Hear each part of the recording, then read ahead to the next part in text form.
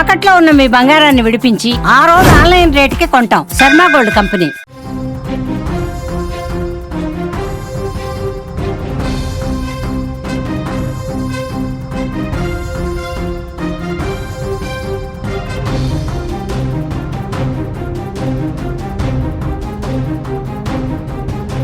Breaking news చూస్తున్నాం. ఇప్పటికే వాయిదాలోనే నిమిషప్రియ ఉరి ఉన్నట్లుగా తెలుస్తోంది. నిమిషప్రియకు క్షమాభిక్ష లభించేందుకు ప్రయత్నాలు అయితే చేస్తున్నారు.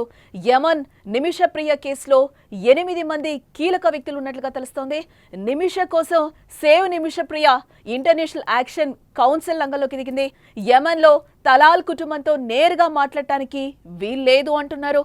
చర్చలకు మధ్యవర్తిత్వం తప్పనిసరిగా నెలకొంది. 2020లోనే నిమిషకు ఉరిశిక్ష, నిమిషకు 2023లో బ్లడ్ మనీకి అవకాశం కల్పించారు. యమన్ పౌరుడు తలాల్ అబ్దో మహదీ హత్య కేసులో భారతీయ నర్స్ నిమిషప్రియకు జూలై 16న అమలు చేయాల్సిన మరణ శిక్ష చివరి నిమిషంలో వాయిదా పడిన విషయం మనందరికీ తెలిసిందే. అయితే ఇప్పటికే మరణ శిక్ష అమలు తేదీ ఇంకా ఖరారైతే చేయలేదు. అందువల్ల నిమిషప్రియకు క్షమాభిక్ష దొరికే అవకాశం లేకపోలేదు.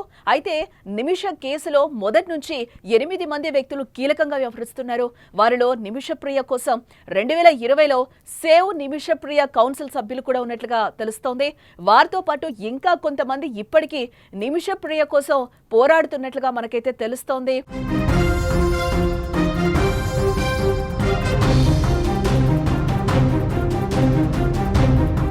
అందులో ఒకరు షాముల్ జెరూమ్గా మనం చెప్పుకోవాలి.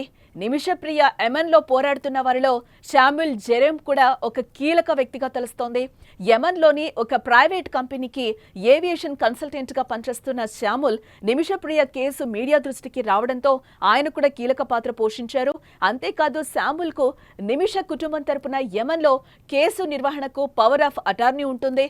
2017లో నిమిషప్రియ అరెస్ట్ అయిన తర్వాత అప్పటి భారత విదేశాంగ శాఖ సహాయ మంత్రి వికే సింగ్ ను సంప్రదించి భారత రాయబార కార్యాలయం ద్వారా యమన్ కు ఒక లేఖ పంపడంలో కీలకంగా వ్యవహరించాడు షాముల్. ప్రస్తుతం నిమిషప్రియ తల్లి ప్రేమ్ కుమారి అలాగే యమన్లో షాముల్ జెరూమ్ కుటుంబంతో కలిసి ఉంటున్నట్లుగా కూడా మనకి తెలుస్తోంది. అలాగే రెండో వ్యక్తి న్యాయవాది Deepa Joseph save Nimishapriya international action council vice చైర్పర్సన్గా వ్యవహరిస్తున్న ఈయన న్యాయవాది దీపా జోసెఫ్ కూడా నిమిషప్రియ కేసులో సహాయం అందించే ప్రయత్నం చేస్తోంది. అంతేకాదు నిమిషను రక్షించడానికి save Nimishapriya international action council విరాళాల ద్వారా నిధులు సేకరించింది.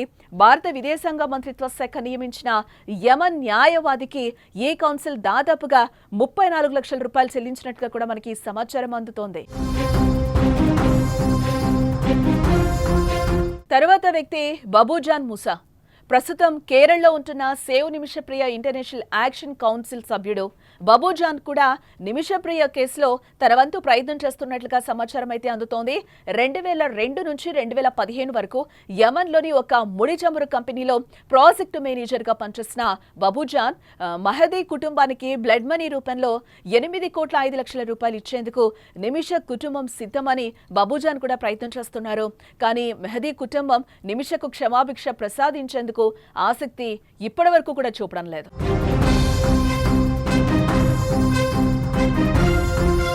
నెక్స్ట్ అల్ ఉసాబ్ అనే గిరిజన సమూహం కలిగిన వ్యక్తి. నిజానికి నిమిషప్రియకు క్షమాభిక్ష లభించాలంటే మృతుడు తలాల్ కుటుంబం ఒప్పుకుంటే జరుగుతుంది. అయితే యమన్లో అనేక గిరిజన సమూహాలుంటాయి. వారికి యమన్ రాజకీయాలపై గట్టి పట్టు కూడా ఉంటుందని తెలుస్తోంది. మృతుడు తలాల్ అబ్దో మహదీ కూడా అల్ ఉసాబ్ అనే గిరిజన సమూహానికి చెందినవారు. నిమిషప్రియ విషయంలో మహదీ కుటుంబం నుంచి క్షమాపణ పొందడం అంత తేలికైన పనేం కాదు. ఎందుకంటే నిమిష కుటుంబం లేదా షామిల్ జెరూమ్ వారితో నేరుగా మాట్లాడలేరు. ఇది కొంతమంది గిరిజన నాయకుల ద్వారా మాత్రమే చేయగలుగుతారు. మెహదీ కుటుంబంతో షామ్యూల్ జెరూమ్ చర్చలు జరపడానికి సహాయం చేసే కీలక వ్యక్తుల్లో ఒకరు షేక్ అబ్దుల్ మాలిక్ అల్ నెహ్యా. ఆయన అలూసబ్ గ్రూప్ కు షేక్ గా కూడా వ్యవహరిస్తూ ఉంటారు. యమన్ లో షేక్ ను ఒక జాతి సమూహానికి నాయకుడిగా పరిగణిస్తారు. మృతుడి కుటుంబంతో మాట్లాడాలంటే గిరిజన నాయకుల ద్వారానే అది అవుతుంది అని చెప్తున్నారు. అందుకే అబ్దుల్ మాలిక్ అల్ నెహ్యా ఇందులో కీలక వ్యక్తిగా ఉన్నట్లుగా కూడా మనకి తెలుస్తోంది. నెక్స్ట్ పర్సన్ ని మనం చూస్తే లాయర్ అబ్దుల్ అమీర్ కూడా ఇందులో ఉన్నారు. నిమిషప్రియ కేసులో భారత ప్రభుత్వం 2020లోనే నియమించిన యమన్ లాయర్ అబ్దుల్లా అమీర్ కీలకంగా వ్యవహరిస్తున్న పరిస్థితులు అక్కడ కనిపిస్తున్నాయి. మెహదీ హత్య కేసులో యమన్ రాజధాని సనాలోని స్థానిక కోర్టు 2020లో నిమిషకు మరణశిక్ష విధించడం జరిగింది. ఆ తర్వాతే అబ్దుల్లా అమీర్ ను ఈ కేసులో నియమించడం జరిగింది. యమన్ సుప్రీంకోర్టులో అప్పీల్ దాఖలు చేశారు. అలాగే 2023 నవంబర్లో అప్పీల్ కొట్టేసి మరణశిక్షను సమర్థించినప్పటికీ కూడా నిమిషకు బ్లడ్ మనీ అవకాశం ఉండేలా అబ్దుల్లా అమీర్ చర్యలు తీసుకోవడం కూడా జరిగింది. నెక్స్ట్ ఇందులో ఉన్న పర్సన్ అంటే నిమిషకి సపోర్ట్ చేస్తున్న వ్యక్తి లాయర్ కె బాలచంద్రన్ కూడా ఉన్నారు.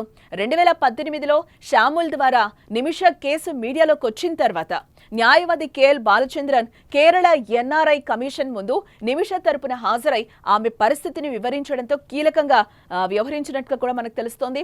ఇటు మరోవైపు భారత ప్రభుత్వం కూడా నిమిష ప్రియను కాపాడేందుకు ప్రయత్నాలు ఇప్పటికి కూడా చేస్తోంది. వీరందరితో పాటు నిమిష ప్రియ తల్లి అత్యంత కీలక పాత్ర అని కూడా ఇందులో చెప్పొచ్చు. ఎందుకంటే తన కూతురు కోసం అప్పులు చేయడమే కాకుండా కేరళలో తనకున్న ఆస్తులన్నీ కూడా అమ్ముకొని తన కూతుర్ని కాపాడే ప్రయత్నం చేస్తోంది ఆ తల్లి. ఇన్ని ప్రయత్నాలు చేస్తున్నా మృతుడి కుటుంబం నుంచి సానుకూల సమాధానాలు వస్తున్నట్లయితే ఇప్పటి వరకైతే కనిపించడం లేదు. ఇప్పటికీ బాధిత కుటుంబం మాత్రం తాము బ్లడ్ మనీకి ఎన్నటికీ అంగీకరించబోమని తేల్చి చెప్తోంది ఆ కుటుంబం. దీంతో ఏం జరుగుతోందన్న ఉత్కంఠ అయితే నిమిషప్రియ విషయంలో రోజు రోజుకి పెరుగుతూ ఉంది.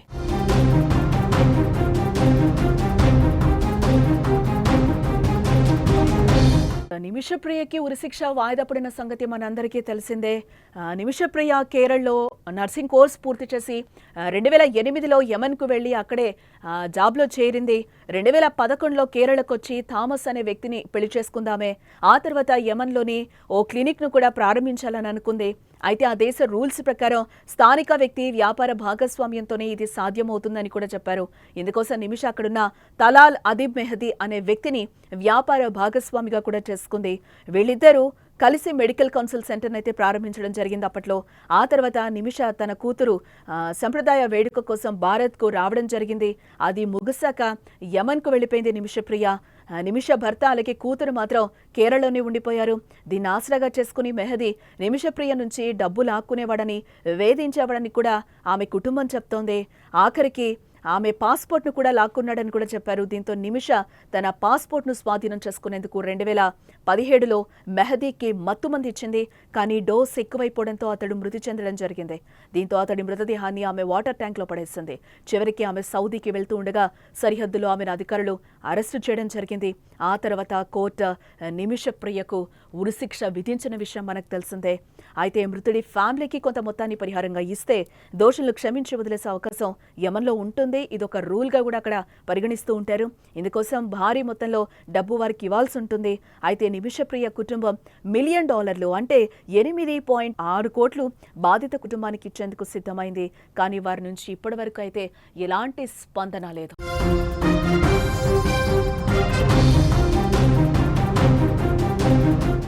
నిమిషప్రియకైతే ఉరిశిక్ష వాయిదా పడిన విషయం మన అందరికీ తెలిసిందే. దీనికి సంబంధించి కేంద్రం కూడా నిమిషప్రియని ఉరి నుంచి తప్పించాలని కూడా చాలా ప్రయత్నాలు చేస్తుంది. బ్లడ్ మనీ ఏదైతే ఉందో యమన్లో అది ఇవ్వచ్చు ఆ కుటుంబానికి, బాధిత కుటుంబానికి అని కూడా అక్కడ కొన్ని చట్టాలు చెప్తున్నాయి. బట్ ఏదైతే బాధిత కుటుంబం ఉందో ఆ బ్లడ్ బ్యాంక్ తీసుకోవడానికి, బ్లడ్ మనీని తీసుకోవడానికైతే ఇప్పటి వరకు వాళ్ళు ఆ కుటుంబం యాక్సెప్ట్ చేయట్లేదు. తలాల్ బ్రదర్ ఎవరైతే ఉన్నారో తను అసలు ఉరిశిక్ష పడాల్సిందే అని కూడా ఒకంత ఆయన వాదిస్తున్న పరిస్థితులు కనిపిస్తున్నాయి. నిమిషప్రియ ఉరికి సంబంధించి కూడా చాలా మంది భారత కేంద్రం కూడా సపోర్ట్ చేస్తున్న పరిస్థితి కనిపిస్తుంది. చాలా వరకు మాటలు కలుపుతుంది.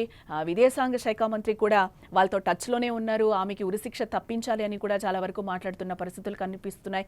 నిమిషప్రియ విషయంలో రోజు రోజుకి ఏమవుతుంది అనే ఉత్కంఠ అయితే పెరుగుతోంది. నిమిషప్రియకి ఉరి నుంచి తప్పించాలి అని చెప్పి కూడా మనం అందరం కూడా కోరుకుందాం.